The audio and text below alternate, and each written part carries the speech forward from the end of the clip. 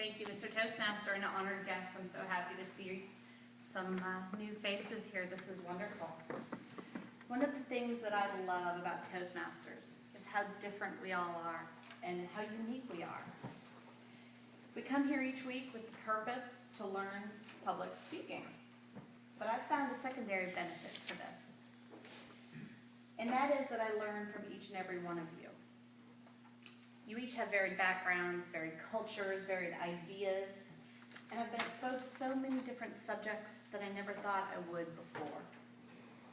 This is such a rich learning environment, and I'd like to continue on that vein tonight and teach you about something that I'm very passionate about, and to teach you about a very deep, dark secret that I have.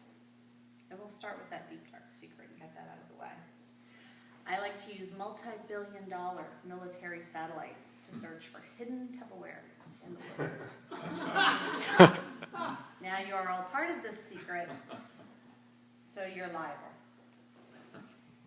And it's actually a hobby called geocaching. I'm not sure if many of you are familiar with it. To understand the history of geocaching, to understand what geocaching is you have to understand the history of the global positioning system, because that's how geocaching started. In 1973, the GPS, Global Positioning Satellite Project, was originally developed using 24 satellites for our military system, created by the Department of Defense. In 1995, the GPS project was declared fully operational. It took them that long to maintain this. In 1996, President Bill Clinton saw that this was such a great opportunity for civilians and military to use this technology. And he wanted to remove what was called selective availability, which meant that certain people could and certain people could not use the GPS. The government had until 2006 with which to do this, according to the directive. As of 2000, May 2nd, 2000, at midnight, selective availability was discontinued. People rejoiced and people plotted.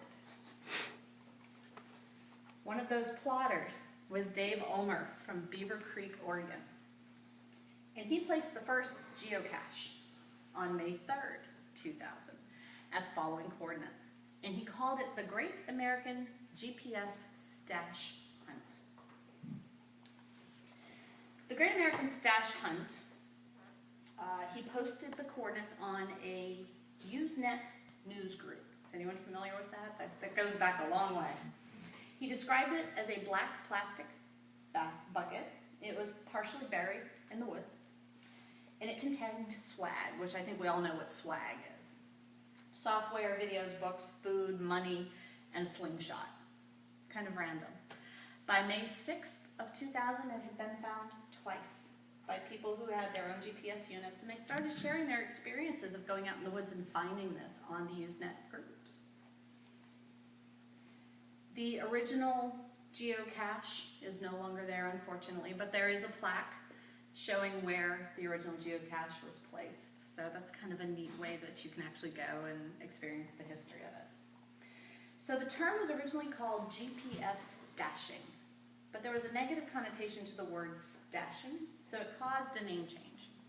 How that came about was geo, meaning earth, and cache was an old French word that described a temporary hiding place where someone could put something and go back and later get it. Hence, geocaching was born. Well, this was in 2000s, at the height of the .com, and of course someone needed to jump on that bandwagon and make some money off it. So Jeremy Irish created, 6 months later, geocaching.com as the one-stop place to be able to go learn about geocaching. So now modern geocaching, what is it? It's a family-friendly treasure hunting hobby that involves being outside in nature. How can you go wrong? It can be done solo, it can be done as part of a group.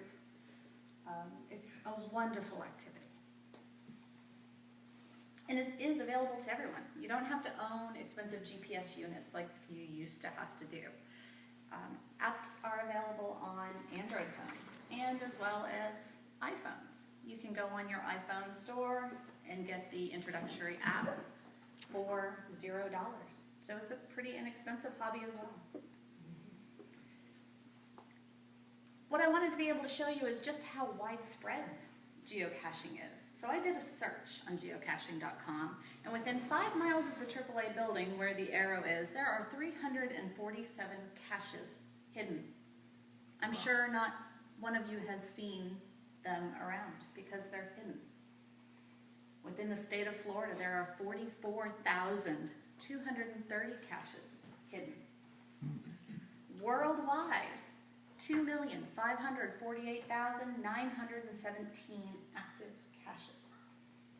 And worldwide, there are also 6 million geocachers. So this is a pretty big deal for something that a lot of people haven't heard about. They're pretty secretive. So to learn about geocaching, you need to know what types of caches there are out there. So I'm going to explain these to you. The first type of cache is called the traditional cache, which is similar to what Dave Ulmer hid. It's basically going to be a container filled with items. The second type is called a mystery or a puzzle cache, which I am horrible at. You have to figure out some kind of code, solve a puzzle, that will give you the coordinates, and then you go. Another type is called a multi-cache, where the coordinates that they give you will go to a certain place, and then from there you will have to go to another place. From there you'll have to go to another place, and then you'll find the cache. Another cache is called an earth cache, which is an educational type cache, where you go to a certain place and you learn about what's happening there to the earth, a sinkhole, or about a river, and you answer questions, and that's how you get that cache. Another type is letterbox hybrid. Letterboxing has been around since the 1800s. A letterbox hybrid is there's a stamp in the box, and you actually stamp it, and you can stamp them on your own pieces of paper and kind of collect stamps as you go. There are event caches where cachers get together and talk about geocaching, which can be a lot of fun. Geocachers are fun people. Then there are also cache-in, trash-out events. So the geocachers are very earth-oriented. So as you go find the cache, you find the trash and you bring it out. Virtual caches and webcam caches are no longer active any longer, but you still can go find them. Now you need to know what type of caches there are, the size of caches. This is a nano, and this is actually a big nano. Most nanos are about half the size of that. They are typically magnetic, and they are hidden very well. The next size up is called a micro. They're typically 55mm film containers, hide keys, bison tubes.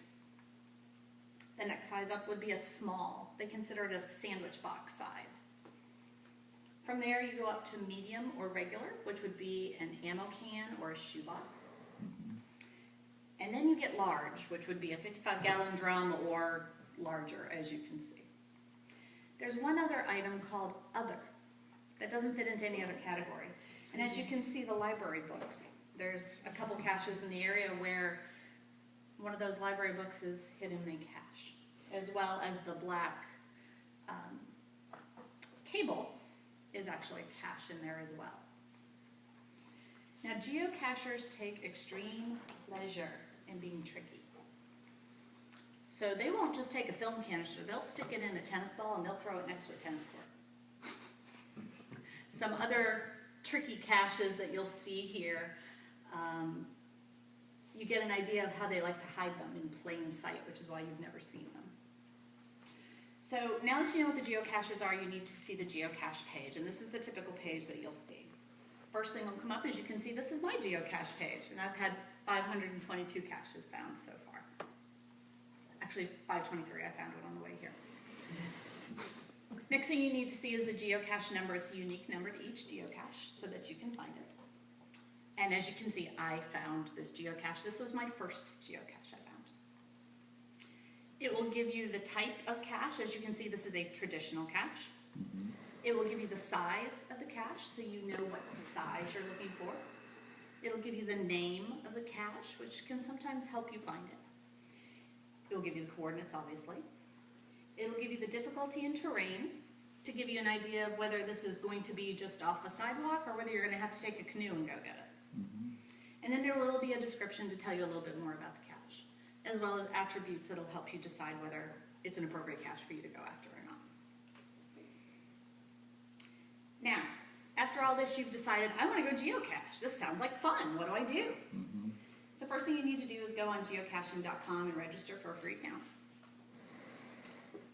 and find a geocache near you that interests you. And then go find the cache. It's pretty simple. You sign the paper log that's in the cache, and then you log it electronically on your device. You replace the cache as it was hidden, or better, and that's it.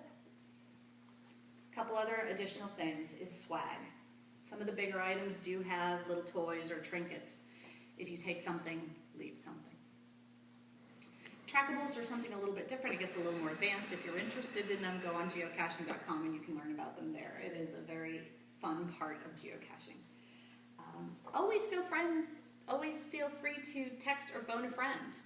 Sully B, here is my cell. Please, if anyone is interested in learning how to geocache, I'd be happy to take you. And again, here's my open invitation. Let me show you how. With this caveat, these are some photos of my family and friends as we've geocached. So as you can see, it can get quite interesting. That's my husband in his boxer shorts, crossing a river. That is me with a very small dry patch on my pants. As you can see, our children love to do it. It's such a great fun activity to do with your family, with your friends, and you never have a bad time. And now, after the speech, you all have now earned your geocaching licenses, which I can hand out at the end of this speech. And anytime anyone would like to go geocaching with me, you are all now able to do so. So thank you very much.